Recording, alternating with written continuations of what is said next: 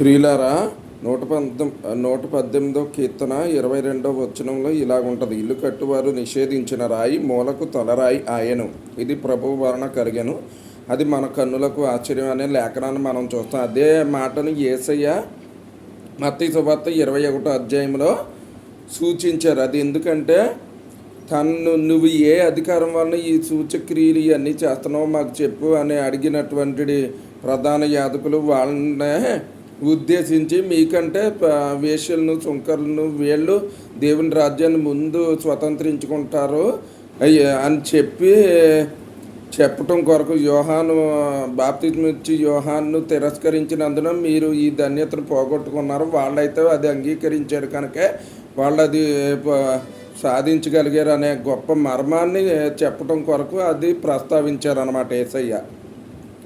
అదే ఆ విషయం ఎరిగి కూడా యూదులు దేవుణ్ణి సిలువకు అప్పగించేటప్పుడు సేమ్ అదే మిస్టేక్ చేశారు. కనుకే అన్యజనులమైన మనకు ఈ రక్షణ భాగ్యం కలుగుతుందని చెప్పి పౌలు రోమాపత్రిక 11 చెప్పాడు అనమాట. కనుక ఈ సత్యాన్ని, ఈ మర్మాన్ని గ్రహించుకోవాలని, యూదుల తొట్టుపాటు వలననే అన్యజనులమైన మనకు ఈ రక్షణ భాగ్యం కలుగుతుందని మనం గుర్తెరగాలని ప్రభువు నామమున కోరుతున్నాను. దేవుడి వాక్యమును దీవించును గాక. ఆమెన్.